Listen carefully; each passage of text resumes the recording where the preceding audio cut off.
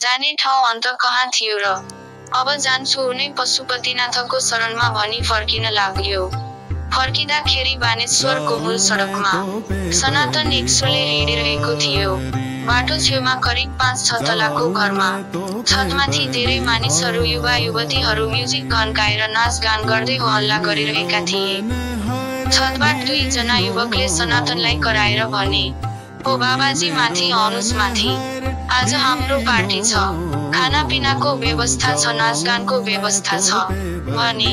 सनातनले मलाई होइन होला भनी यताउता हेर्यो। त्यहाँ कोही थिएन।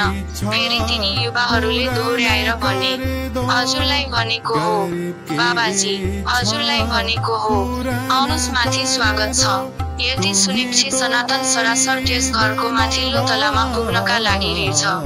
माथितिर जाने सिडीको पहिलो खुड्किलो ढक्कन सिस्टम रहेछ। त्यो ढक्कन हटाइदिएका रहेछन्। त्यसै कारणले सनातन सिधै खाल्टोमा खस्छ, जो सेफ्टी ट्याङ्कीको लागि बनाइएको हुन्छ। खाल्टोमा बजारिँदा सनातनको देब्रे खुट्टा माथि नै अड्किन्छ। खुट्टाको बुढी औलामा ठुलो चोट लाग्छ।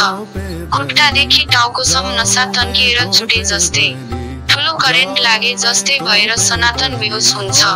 साँझ करिब 8 बजेतिर सनातनको होस आउँछ। सनातन बिउजिएर सकी नसकी त्यस खाडलबाट निस्केर माथितिर जाने त कुरै भएन। बाहिर निस्केर खोज्याउँदै पशुपतिनाथको मन्दिरतिर लाग्छ।